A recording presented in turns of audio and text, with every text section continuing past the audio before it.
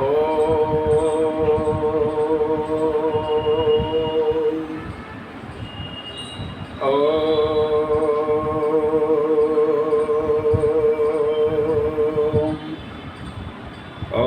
उदुभयं तं सत्परिस्वेह पश्यन्त उत्त्रं देवं देवत्र सूर्यमग्नं ज्योतिरुत्तमं।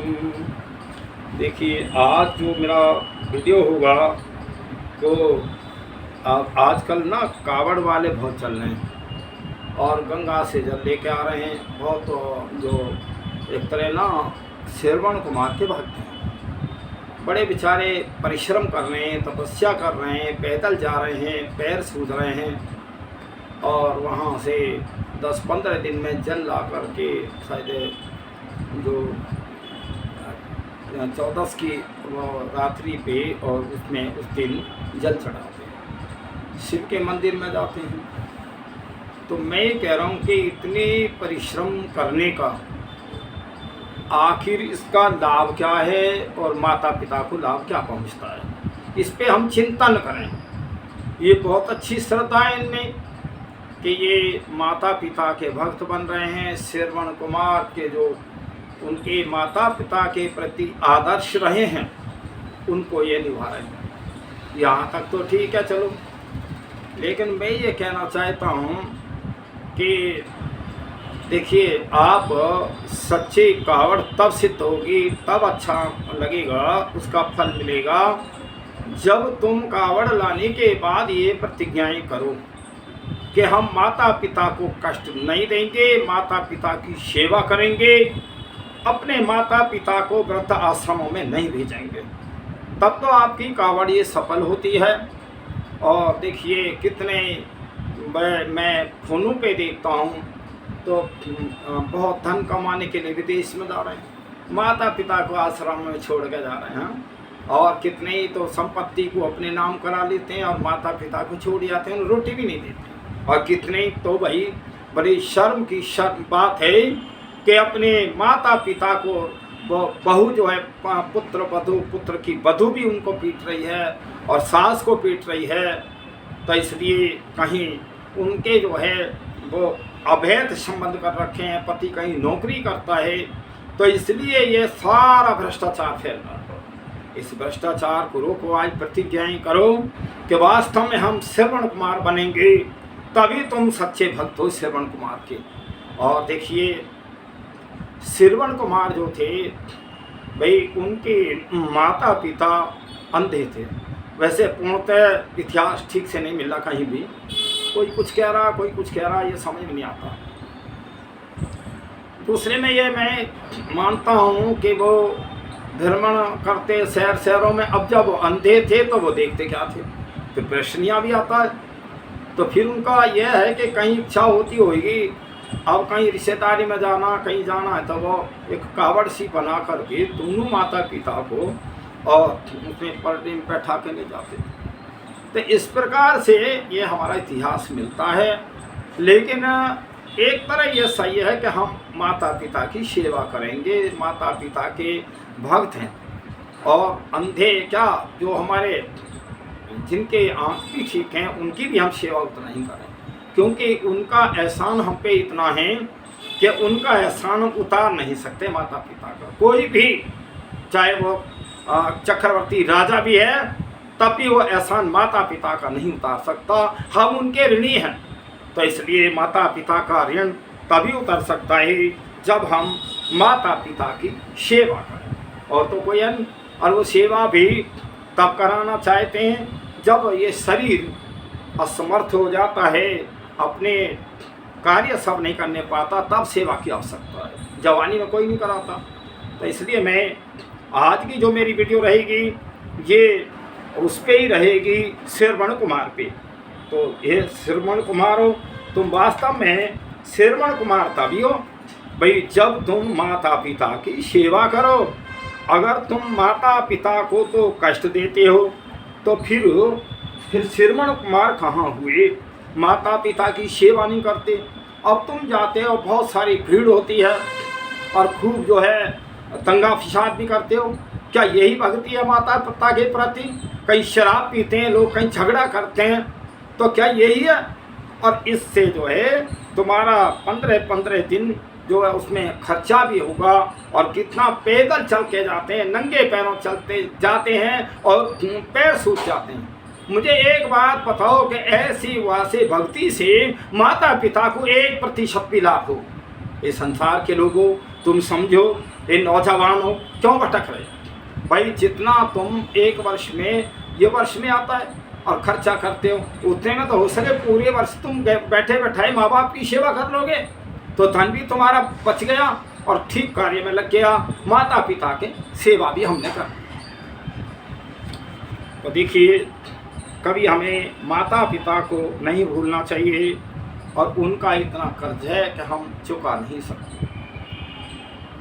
भूलना प्यारो मगर इस बात को मत भूलना, कर्जा चढ़ा सिर पर तेरे माँ बाप को मत भूलना। भूलना प्यारो मगर इस बात को मत भूलना, कर्जा चढ़ा सिर पर तेरे माँ बाप को मत भूलना। और देखिए, मुखड़ा तुम्हारा देखने को देवता पूजे गई, पैदा हुआ भारी खुशी और घर मनाई गई, छत पर चढ़े और थाली बजी इस बात को मत भूलना। जब पुत्र का जन्म होता है तो दावत भी देते हैं, बड़े प्रसन्नता में होते हैं, कहीं थाली भी बजाते हैं। तो इसलिए जब पुत्रों की प्राप्ति के लिए जब वो बच्चा गर्भ के अंदर होता है, माँ कितना कष्ट उठाती है, अपनी सारे स्वाद छोड़ देती है और सब कुछ छोड़ देती है और कितना कष्ट पाती है। ये विचार करो कि माँ कितना कष्ट उठाती है। तो देखिए, इस बात पे एक तना वो कहती थी माँ बीरबल से, बीरबल मैंने तो इतना पढ़ाया लिखाया, तभी तो तू अकबर का मंत्री बना है, और मेरा एहसान तो उतार नहीं सकता। तो एक ना वो बीरबल कहने लगा, क्यों भाई आजकल तो बादशाह था ना, अकबर बादशाह, उसका मंत्री था। आजकल हमारे मंत्री संतरी बहुत धनवान है, ऐसा नहीं है, ये देश की सेवा तो करें ना, पर देश को खूब लूट रहे हैं। तो इसलिए, और वो तो वैसे भी भाई वहाँ तो ज़्यादा धर्म का वो नहीं था, तो अकबर बादशाह का मंत्री था, तो वो अपनी माँ से कहने लगा, माँ तू रोज़ रोज़ बहुत मुझे कहती है कि मेरा एहसान है तो पे। तो एकदम वो कहने लगा बीरबल कि माँ आज मैं तेरा एहसान उतारूँगा। बड़ी अच्छी बात है बेटा। तो कहा, वो जैसे भारतवर्ष में जनवरी में सर्दी ज़्यादा पड़ती है, ठंड, तो माँ ने कहा बेटा आज तू मेरे पास सोएगा। जैसे बेड पे ना, माँ बेटा सो गए, और सो गए वो। थोड़ी देर के बाद उसको बीरबल को नींद आ गई। तो जब नींद आ गई तो माँ कहने लगी बेटा मुझे तो प्यास लगी है। और उठा बीरबल, जो बड़े आलस में पानी लेके आया, गिलास में पानी जब लेके आया तो माँ ने अपने मुंह पे थोड़ा सा पानी लगा करके वो पानी जो था बिस्तर पर ढेल दिया, गिर गया। जब बीरबल फिर सो गया, और सो गया, फिर माँ ने कहा बीरबल मुझे तो आज बेटा प्यास लगी है, पानी ला। खैर बड़ा वो झुंझला करके फिर गया और पानी लेके आया, और जब पानी लेके आया फिर वो सो गया। माँ ने वो थोड़ा सा पानी मुंह के पिया और फिर वो बिस्तर पे फिर डाल दिया। और फिर माँ ने यही सवाल फिर किया बीरबल से, जब बीरबल सो रहा था, बेटा मुझे तो प्यास लग गया। अब बीरबल तो क्रोध में आ गया, माँ तैने ऐसा क्या खाया है जो मुझे तू सोने नहीं देती, और मैं परेशान हूँ, तू सोने नहीं दे रही। बेटा बुढ़ापे में मेरा हाथ कांप गया और पानी वो भी भर गया। तो फिर जब ज़्यादा क्रोध में बीरबल आया, माँ कहने लगी, ठीक है बेटा, तैने मेरा एहसान उतार दिया। एक बात बताऊं मैं, तू 5 वर्ष तक मेरे पास सोता था। जब तू पेशाब करता था तो मैं उस गीले जगह में सोती थी तेरे पेशाब में, और तुझे सूखे में सुलाती थी। और तू आज एक रात में ही बहुत गुस्सा करने लगा। मैंने 5 वर्ष तक तुझे तेरे लैट्रिन, पेशाब और सब कुछ तुझे दूध पिलाया और तेरी बहुत सेवा की, तब तू इतना बड़ा हुआ है। और आज तू ये भाई अकबर बादशाह का मंत्री होकर के, और तू आज क्रोध में मेरा तुमको कर्जा उतार रहा। इस संसार के लोगों, माँ का कर्जा कोई दुनिया का आदमी नहीं उतार सकता। कर्ज तो पिता का भी कम नहीं है, पर पहला स्थान माँ का है। मात्र जो निर्माण करता है, मात्र जन्म देती है। तो इसलिए सब माता पिता की पूजा किया करो। पूजा कहते हैं सत्कार करना, आदर करना। फिर जो है, मुखड़ा तुम्हारा देखने को देवता पूजे गई, पैदा हुआ भारी खुशी घर पर मनाई गई। छत पर चढ़े थाली बजी, इस बात को मत भूलना, भूलना प्यारो मगर इस बात को मत भूलना। कर्जा चढ़ा सिर पर तेरे माँ बाप को मत भूलना। कोई भी चक्रवर्ती शासक भी हो जाए, माँ बाप का कर्जा नहीं उतार सकता। राज्य का अधिकारी होना अलग बात है, और माता पिता का अलग बात है। फिर जब बेटा हुआ, लड्डू मंगा करके तभी घर घर बटाए, बटाए भी गए। परिवार के आए सभी पकवान भी खाए गए। बजने लगी शहनाइयाँ, इस बात को मत भूलना। माँ बाप बेटे की खुशी में कितना वो करते हैं। और जब बेटा जवान हो जाता है, घर में बहू आ जाती है, तो भाई वो तो खाना भी 2 ही प्रकार का होता है। वैसे कुछ इतिहास में यही बताते हैं लोग कि जो श्रवण कुमार की पत्नी थी, 2 प्रकार का भोजन बनाती। माता पिता को वो दूसरा भोजन, जैसे दलिया, चाय, खट्टी दही इत्यादि, और अपना भोजन बहुत स्वादिष्ट खीर पूरी इत्यादि बनाती। तो कहते हैं कि एक दिन श्रवण कुमार भोजन के लिए आए, तो उन्होंने, पत्नी ने जो थाली उनके सामने रखी, तो उन्होंने पहले जो थाली थी अपने माता पिता को दी। जब पिताजी ने भोजन किया तो पिताजी कहने लगे कि बेटा ये तो बड़ा अच्छा खाना बना, कि पिताजी ये तो रोज बनता है। तो पत्नी, उसकी पति और पत्नी दोनों के लिए तो अलग, और बुढ़े बुढ़िया जो थे माता पिता उनके लिए अलग। तो इस पर जो है, जब देखा श्रवण कुमार ने कि मेरी पत्नी जो है मेरे माता पिता से द्वेष करती है, फर्क करती है, तब पत्नी घर छोड़ करके जहाँ माता पिता की इच्छा होती वहाँ वो ले जाते थे। तो लड्डू मंगा करके तभी घर घर बटाए भी गए। परिवार के आए सभी पकवान भी खाए गए। बजने लगी शहनाइयाँ, इस बात को मत भूलना, भूलना प्यारो मगर इस बात को मत भूलना। कर्जा चढ़ा सिर पर तेरे माँ बाप को मत भूलना।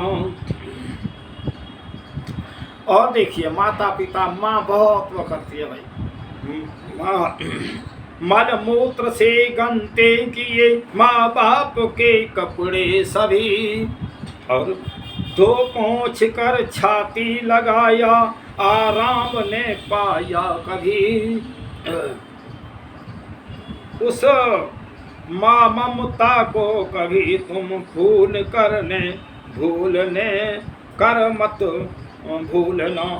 तो हमें उस ऐसे माता पिता, देखिए जो मल मूत्र भी साफ करती है, 5 बार तक माता छोटे बच्चे का पालना। आप अगर ये सोचो जी, मेरी माँ ने तो मेरे साथ कुछ नहीं किया, मैं मानता हूँ, लेकिन आप किसी माँ को देखें तो सही, जो छोटा बच्चा जो 6 महीने 2-4 महीने का, उसकी पूरी आयु को देखें जरा कैसे माँ पालती है।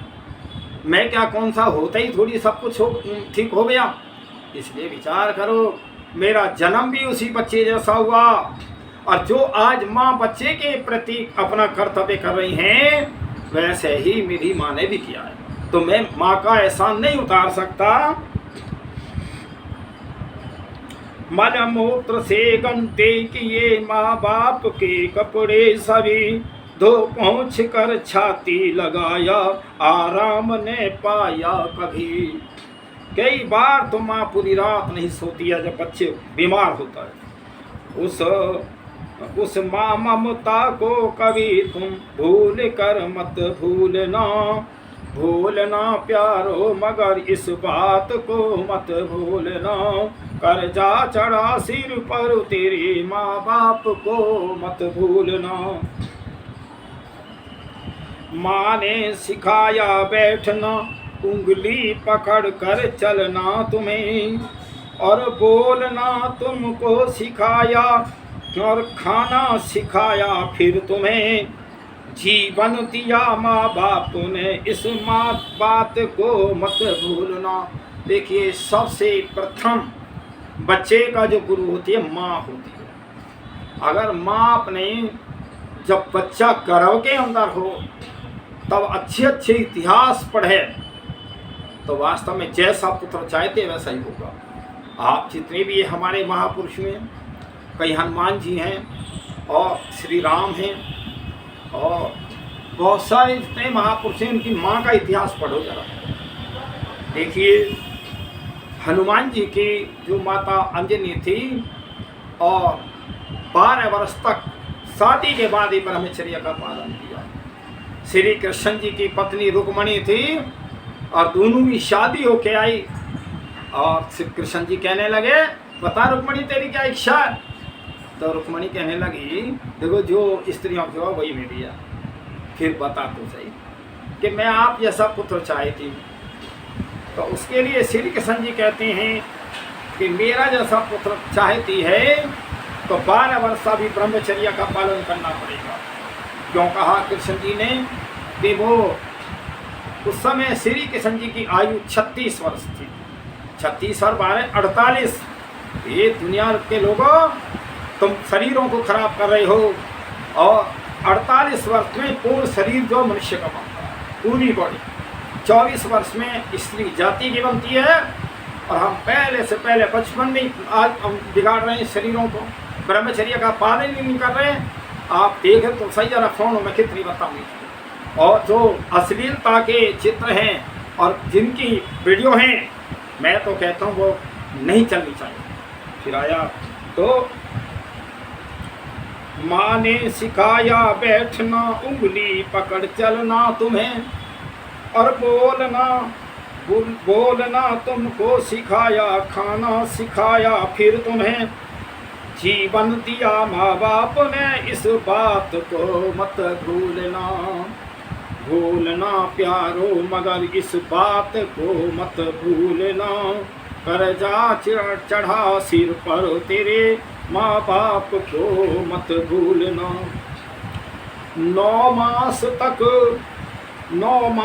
तक बोझा उठाए पेट में रख कर तुम्हें, और दुख दर्द से तुमको बचाया, हर मुसीबत में तुम्हें खून का पानी किया, इस बात को मत भूलना।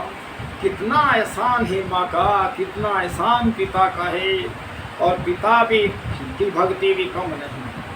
पिता सारी व्यवस्था करता है। पिता की पैर में चाहे जूते ना हो, लेकिन पुत्र को वो जूता पहनाता है, नंगे पैर नहीं रहता। आप फटे कपड़े से रह सकता है, पर पुत्र संतान के लिए वो उत्तम कपड़े देता है। पिता भी का भी एहसान इतना है कि कोई हम उनका कर्जा नहीं उतार सकते।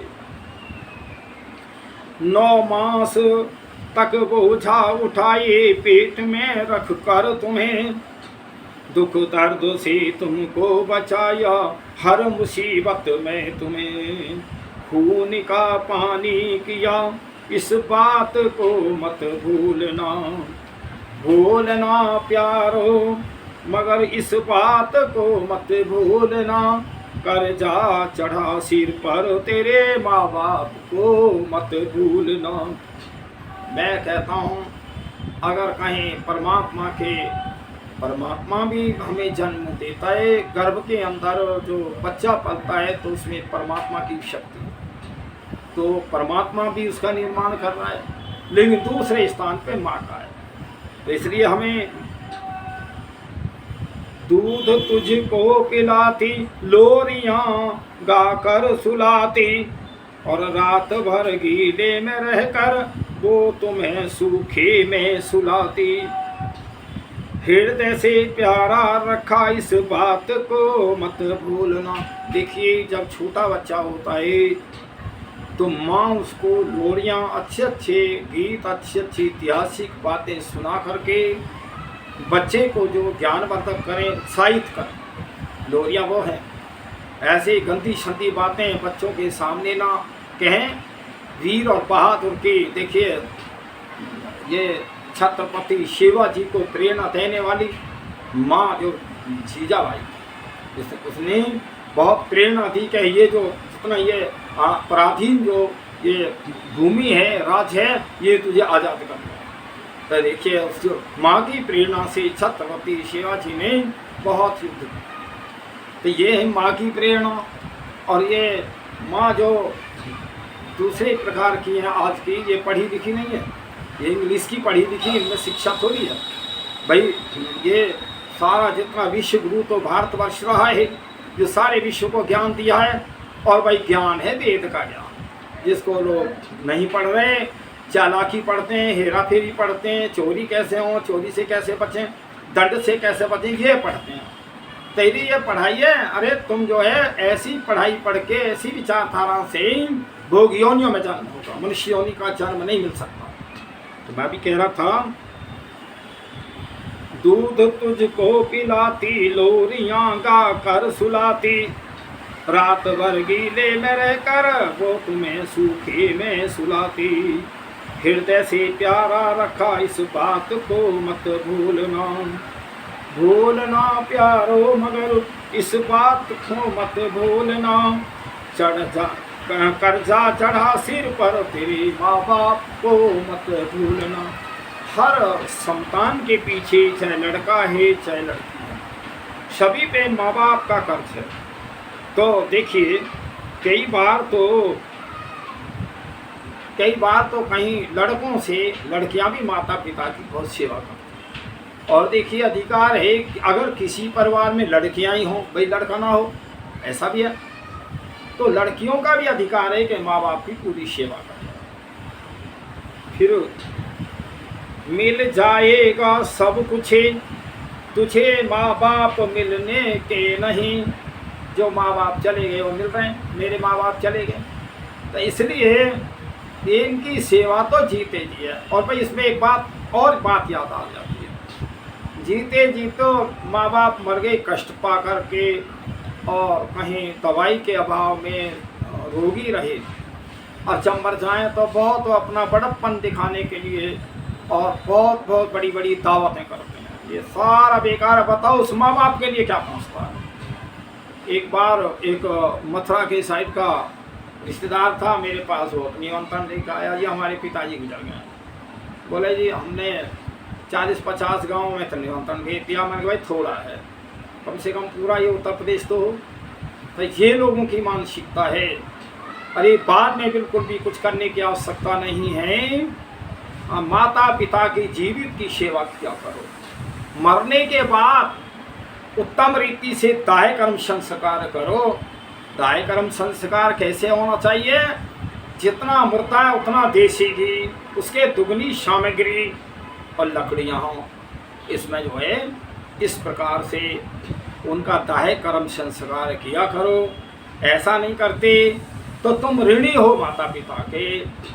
और उनको जो तीसरे दिन जब राख ठंडी हो जाए, उनकी अस्थियों को निकाल करके वहीं एक गड्ढे में दाब दिया करो, और गड्ढे में दाब करके उन अस्थियों को गंगा में मत बहाया करो।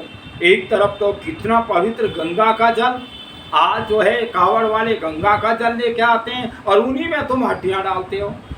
तो बताओ कैसे, क्या वे हड्डी चली गई। मान लीजिए तुमने गंगा का जल पवित्र है, हमारे पिताजी को अच्छी जो है कहीं सुख शांति मिले, तो वो तालमेल है कहाँ? पिताजी रह कहाँ गए? वो तो आत्मा थी निकल गई शरीर छोड़ कर। इसलिए विचार करो। उसके बाद में मृतक के घर में रोज हवन करो, बल्कि जो मृतक को जला के आए हैं और घर में आए हैं, घर की साफ सफाई करके तुरंत ही हवन करो, विद्वान बैठा करके, और वो ईश्वर जी प्रकृति पे अपने विचार दे। इस प्रकार करते हुए एक जना और अपना शांति यदि कर लो, दावत आवत मत करो, ये गलत है। एक बड़ा बूढ़ा मर गया, एक आदमी चला गया हमारे घर से, फिर हम दावत दे रहे हैं, तो क्या खुशी मना रहे हो या तुम जो है उसका वो कर रहे हो? तो ये सारी भ्रांतियां हैं, वेद के विरुद्ध हैं, समझो। मिल जाएंगे सब कुछ तुझे माँ बाप मिलने के नहीं, दौलत तुझे मिल जाएगी पर प्यार मिलने का नहीं। कहे नंद परम भक्त श्रवण को, कभी मत भूलना प्यारे, और भूलना प्यारो मगर इस बात को मत भूलना, कर्जा चढ़ा सिर पर तेरे माँ बाप को मत भूलना। देखिए भाई, श्रवण कुमार जो भक्त थे, वास्तव में उन्होंने अपने जीवन में माता पिता की भक्ति की, तपस्या की, सेवा की।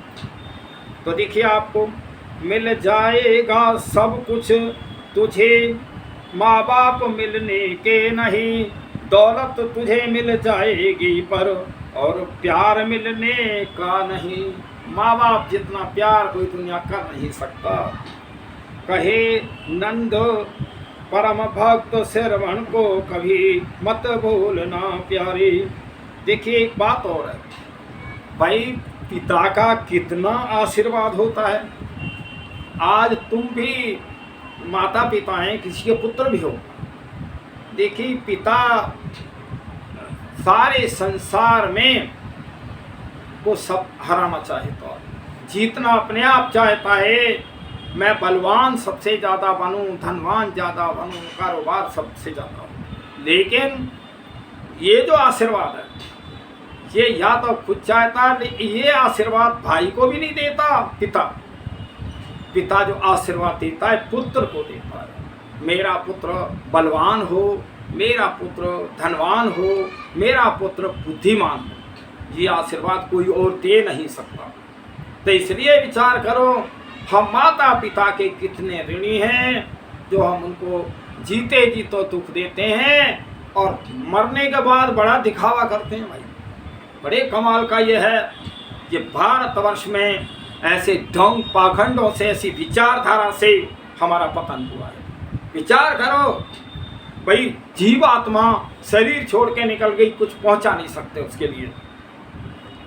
भूलना प्यारे मगर इस बात को मत भूलना, कर्जा चढ़ा सिर पर तेरे माँ बाप को मत भूलना। पढ़ लिख हुए तुम बड़े हुए, शादी करी माँ बाप ने, और नौकर हुए अफसर बने, आंखें चढ़ाई आपने, तो भूल बैठे तुम सभी कर्तव्य को मत भूलना। माता पिता बड़े प्यार से चाहते हैं कि मेरा बेटा अच्छी तरह पढ़ लिख के अच्छा बन जाए। अच्छा पढ़ लिख जाता है तो माँ बाप को भूल जाता है। पढ़ लिख हुए जब तुम बड़े हुए, शादी करी माँ बाप ने, और नौकर हुए अफसर बने, आंखें चढ़ा आपने, और भूल बैठे तुम सभी कर्तव्य के मत भूलना। तुम माँ बाप की सेवा नहीं करते तो तुम्हारा जो ये कावड़ है ये निष्फल है, इसका कोई फल नहीं मिलेगा। तुम अपना देख दिखावे के लिए, मनोरंजन के लिए भ्रमण कर रहे, वो अलग बात है। तो इस समय तो हो गया भाई। भूलना प्यारो मगर इस बात को मत भूलना, कर्जा चढ़ा सिर पर तेरे, माँ बाप को मत भूलना। देखिए, एक जब पांडव वन के अंदर थे, वन के अंदर थे पांचों पांडव और द्रौपदी, तो बहुत वन के अंदर प्यास लगी तो धर्मयुधिष्ठिर ने कहा तो सहदेव से कहा, सहदेव पानी भर के लाओ। जब सहदेव गए पानी के लिए बर्तन लेकर के, तो एक तालाब था यक्ष का पैरा था और सब कुछ था, और जैसे ही वो बर्तन उसमें तालाब के अंदर डाला पानी भरने के लिए, यक्ष ने कहा मेरे प्रश्नों का उत्तर दोगे तब पानी ले जा सकते हो। खैर वो सहदेव ने कोशिश की ज़्यादा पानी भरने की, तो यक्ष ने मूर्छित कर दिया। वहीं तालाब के किनारे लेट रहे हैं। उसके बाद बहुत समय हो गया तो धर्मयुधिष्ठिर कहने लगे भाई सहदेव तो आया नहीं, कोई कारण है। फिर नकुल को भेजा। ऐसे ही नकुल भी जब तालाब के किनारे गए, जल भरने लगे पात्र में, तो यक्ष ने कहा कि नकुल जब तक तुम मेरे प्रश्नों का उत्तर नहीं दोगे आप पानी नहीं ले जा सकते। खैर उसने भी जबरदस्ती थोड़ी सी करी तो उसको भी मूर्छित कर, वो भी वहाँ तालाब के किनारे लेटे हुए हैं बेहोशी में। उसके बाद में भीम को भेजा, और जब वहाँ जाके देखा और तो भीम ने और तालाब के किनारे और दोनों भाइयाँ लेटे हुए हैं, लेटे हैं बेहोश अवस्था में। उधर में जो है धर्मयुधिष्ठिर प्यासे हैं, तो भीम जो है जल भरने की कोशिश करते हैं। तो यक्ष ने कहा भीम जब तक तुम मेरे प्रश्नों का उत्तर नहीं दोगे तब तक तुम जल भर कर नहीं ले जा सकते, और जो तुम्हारे भाइयों की हालत हुई है वही तुम्हारी हो जाएगी। तो वहाँ भीम ने भी जो कोशिश की तो यक्ष ने उसको भी बेहोश कर दिया। उसके बाद बहुत समय हो गया तो तब अर्जुन को भेजा धर्मयुधिष्ठिर। भाई बहुत तीनों गए हैं, कोई लौट के ही नहीं आया, बात क्या है। अर्जुन ने जब देखा कि भाई तीनों भाई बेहोश पड़े हैं, तो तब उन्होंने भी जल भरने की कोशिश करी। तो यक्ष बोला कि अर्जुन अगर तुमने जबरदस्ती जल भरने की कोशिश की, जो तुम्हारे भाइयों की गति है वही तुम्हारी हो जाएगी। खैर उस समय अर्जुन भी अपने भाई वो तो बाण विद्याओं से भरने लगे, तो उसने यक्ष ने फिर भी मतलब यक्ष ने उनको भी बेहोश कर दिया। कहने का मतलब ये है, तो तब जो है यक्ष ने फिर वो धर्मयुधिष्ठिर, तो धर्मयुधिष्ठिर से बहुत सारे प्रश्न हैं, ऐसा नहीं है। तो उन्होंने जब प्रश्न किए तो धर्मयुधिष्ठिर से कहा आप मेरे प्रश्नों का उत्तर देंगे तो तब आप यहाँ से जल ले जा सकते हैं, वरना जो आपके भाइयों की हालत हुई है वही तुम्हारी हो जाएगी। तो धर्मयुधिष्ठिर कहने लगे कहो क्या है आपके प्रश्न। तो देखिए यहाँ करे यक्ष धर्म से प्रश्न सिलसिलेवार, बराबर जो है यक्ष जो है प्रश्न कर रहे हैं। फिर कहा पहले प्रश्न में पृथ्वी से बड़ा, आकाश से ऊंचा, हवा से चंचल क्या वस्तु। जो पृथ्वी से बड़ा हो और आकाश से ऊंचा हो और हवा से भी चंचल हो, तो फिर वो क्या है। तो यहाँ धर्मयुधिष्ठिर कहते हैं कि तिनके से हल्का कौन, तिनके से हल्का कौन, युधिष्ठिर इसका मुझको दो भेद बता। ये प्रश्न किए उसने यक्ष ने। तो यहाँ फिर इनका उत्तर देते हैं पृथ्वी से बड़ी अपनी माता, पृथ्वी से बड़ी अपनी माता, आकाश से अपना पिता बड़ा। देखिए सारे लोगों ने पृथ्वी का वजन तोल दिया है, लेकिन माता पिता माँ का वजन कोई नहीं तोला। माँ का इतना आसान है कि माँ का ऋण चुका ही नहीं सकते हम। फिर पृथ्वी से बड़ी अपनी माता, आकाश से अपना पिता बड़ा, और फिर हवा से ज़्यादा मन की गति, और याचक तिनके से हल्का। याचक कहते हैं, यहाँ आया शब्द भिखारी के लिए। और यक्ष कहे सुन बात युधिष्ठिर, प्रश्न दूसरा भी बता। तो ये जब उसमें बताया, पृथ्वी से बड़ी अपनी माता, आकाश से अपना पिता बड़ा, और हवा से ज़्यादा मन की गति, और याचक तिनके से हल्का। तिनके से भी हल्का होता है मांगने वाले का मान। यक्ष कहे सुन बात युधिष्ठिर, प्रश्न दूसरा भी बतला। तो फिर इस प्रकार जब वो प्रश्न करने लगे तो फिर कहा, परदेश में अपना साथी कौन?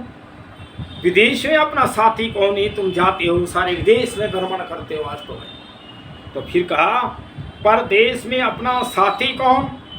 गृहस्थी का होता है कौन सखा?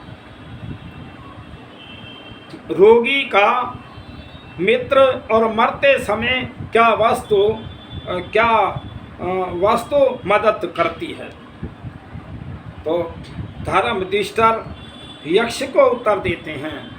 तो ये यक्ष ने प्रश्न किया कि परदेश में कौन हमारा साथी है और गृहस्थ में कौन साथी है?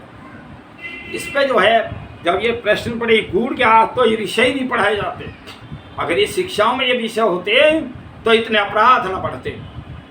इसलिए यक्ष कहे सुन बात युधिष्ठिर, प्रश्न दूसरा भी बतला। परदेश में अपना साथी कौन, और गृहस्थी का होता है कौन सखा? रोगी का मित्र, और मरते समय क्या वस्तु मदद करती है भला? फिर धर्मयुधिष्ठिर यक्ष को उत्तर देते हुए और इस प्रकार कहते हैं। इन प्रश्नों का उत्तर धर्मयुधिष्ठिर कहते हैं कि परदेश में साथी अपना मित्र, पर देश में सभी अपना मित्र, और गृहस्थी की सगा होती है नारी। जो गृहस्थ में जो सखा है, मित्र है, और जो गृहस्थ जीवन चलता है उसकी वो नारी सखा है, और भाई नारी का भी पुरुष सखा। इससे अच्छा और कोई मित्र होते नहीं है। रोगी का मित्र वैद्य दवा दे करके और मिटता रोगी है। रोगी का मित्र वैद्य दवा दे करके और मिटाता बीमारी है। मरने वाले का दान सहायक बने धर्म का अधिकारी। तो ये सारे प्रश्नों का उत्तर धर्मयुधिष्ठिर ने यक्ष को दिया। और करे यक्ष धर्म प्रश्न मिले सिलसिलेवार, पृथ्वी से बड़ा आकाश से ऊंचा, हवा से वस्तु चंचल गया। तो देखिए, माता पिता का कोई एहसान नहीं उतार सकता। हम माता पिता के ऋणी हैं। हम कितना ही भी उन पे करें, कितना ही भी सेवा करें, तब भी ना उतरेगा। तो इसलिए संसार के लोगों, जहाँ भाई परमात्मा है वहाँ माता पिता भी हमारे देवता हैं। इस संसार में 5 देवताएं, चेतन देवता। हम आर्य लोग जड़ों को नहीं मानते, पत्थरों को देवता नहीं मानते। जिनकी मूर्तियाँ बनी हैं, जैसे राम की है, श्री कृष्ण की बनी है, हनुमान जी के, उनके आप कर्तव्यों को, जो उनके कार्य रहे, उनके इतिहास रहे हैं, उनकी चर्चा किया करो और उनसे अपने जीवन को बदलो। यही उनकी सच्ची भक्ति है। और मूर्ति तो जड़ वस्तु है। अब क्या है, वहाँ से गंगा से जल लाएंगे, शिव की पिंडी पर डाल देंगे और मनोरंजन करेंगे, और क्या है। तो इसमें मैं एक बात बताना चाहता हूँ, जिस उद्देश्य से श्रवण कुमार बन के ये लोग गए हैं, तो क्या श्रवण कुमार के कर्तव्य पूरे हुए इनमें? विचार करो। ये अंधी परंपरा है। ये इस पे न चल के हम पितृ भक्त बने, माता के भक्त बने, माता की सेवा करें। अभी मैं कह रहा था ना, 5 चेतन देव हैं।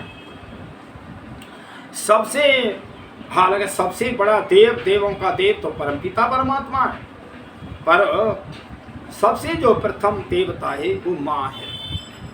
दूसरे नंबर पे आता है पिता, और तीसरे नंबर पे जो हमारे गुरु हैं ना, ये आजकल के गुरु नहीं है, जो वैदिक सिद्धांत के गुरु हैं, वेदों के गुरु हैं, वे ही गुरु हैं, वही उन्हीं को गुरु मानता हूँ। तीसरे नंबर पे ये हमारे गुरु हो गए। चौथे नंबर पे साधु सन्यासी। ये ऐसा नहीं कि कपड़ा रंग लिए तुम बन गए साधु, बिल्कुल भी नहीं है, ये पेट भरते फिरें।